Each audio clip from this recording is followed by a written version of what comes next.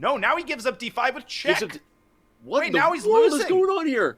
He just gave up the most important pawn with check. These were the opening moves of this epic game between Magnus Carlsen with white and Gukesh Domaraju with black. It's the Speed Chess Championship 2022 and Magnus playing such crazy sacrificial moves that even the commentators don't know what the hell's going on. All will be revealed. Fasten your seatbelts. This is an epic game. The Berlin defense from Gukesh, rock solid, pioneered by Vladimir Kramnik back in the day. We get castles, takes on e4 now. Has Magnus gone nuts given the pawn? Well no, rook e1 comes, d4, another big line of theory, and the ladies leave the board. But with this one, when the knight retreats, you can pick up the pawn here. No time to take the undefended bishop, or you move this one and you're getting fossilized, as Hikaru would say. So bishop e7 played. This bishop slides all the way home, says hello to dad. We get takes on e5, rook recaptures,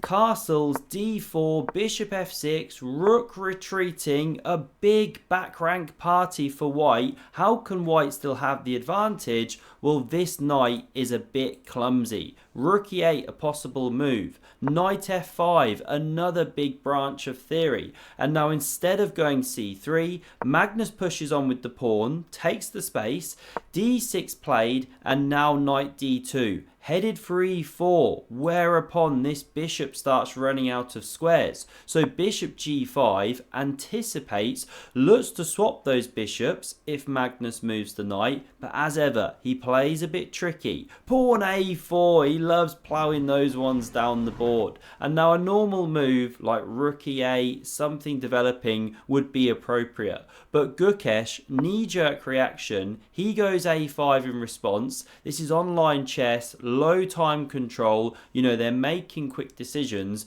but it gives up the b5 square. Magnus pounces, Gukesh blocks, but this trade favours Magnus. He's gotten rid of his light squared bishop, and with these pawns on a4 and especially d5, that was his bad bishop of the two. Less room to run around the board, right? So bishop g4 comes, queen g4, sorry. It's a bishop and a rook combined. And now you can drop back with that dark squared bishop. But Gukesh decides to give it up here for the knight, try and simplify the position, but Magnus just a touch ahead here. Because b6 first played to support a5, you'd love to take that pawn push back now, therefore preparing to challenge the e-file, but Magnus gets to lift his rook. The file challenged, the rook doubles, takes, but now queen recaptures, switching the angle of the attack. From here, there was a pin going on. You looked at the king, but this is now more important. Danny Wrench described open files as commodities. The less of them there are, aka the rarer they are, the more valuable and precious they are. Therefore, both players fighting for the e-file. We get f6 on the board. Never play it, says Ben Feingold, unless you're fighting for an open file here. Now we get h3, and there's no time to go king f7 just yet, because you can slide away with queen g4, and if you challenge the file, you chuck in this check. The king can't move away here, or you can do an exchange and then take here, and if you come back and stay with the pawn, you're winning an entire piece, you're checkmating. So that's why g6 first. It looks out for all of these ideas. Now g4 from Magnus, gaining that space. Knight g7, queen d4. Still you can't go rook e8, or the f6 pawn drops. So queen f7 played, and now Magnus goes full William Shatner with pawn to f4. Space, the final frontier. These are the voyages of Magnus Carlsen, gaining space across the board. How can Gukesh fight back here? Well, he starts with rook e8. He does finally get to challenge that open file, but even after these rooks leave the board and the queen finally gets to the open file, Magnus still has the pressure due to that space. He's exploring on his Starship Enterprise. Don't know how far we can run with this metaphor. We've got king f7 played, queen c4 now, pressuring the backwards pawn on c7. This one suddenly a bone in the black throat. We get h5, looking to liberate this knight here. You'd never take in a million years and help the knight activate, ruin your pawn structure.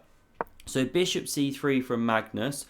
No time for f5 or queen d4 comes. So h takes played, h takes, and now queen d7. Double attack on g4 and a4. But Magnus just calmly goes b3, ignores the threat, because if queen captures here, then you crash through on c7 with check, and in combination with the bishop, the attack gets really dangerous. So Gukesh backpedals with the knight, covers the c-pawn. Now king f3 played.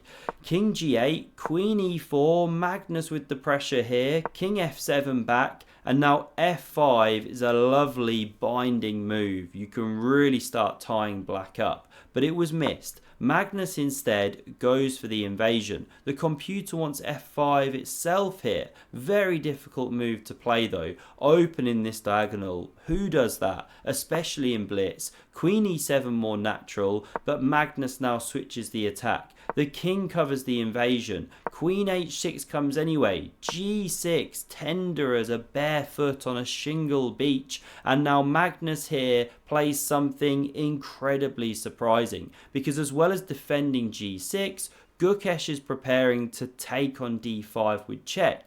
But Magnus, in a move that completely baffles the commentators, goes pawn g5. King e3, king g3, more accurate, but he's just playing for a win, trying to rip open the diagonal, gives this pawn with check. Was it deliberate or a blunder? We're not entirely sure, but after the check, amazingly, because it's a voyage of Magnus Carlsen, he's not completely busted. He's still well in this game here, with an attack against black. No, now he gives up d5 with check.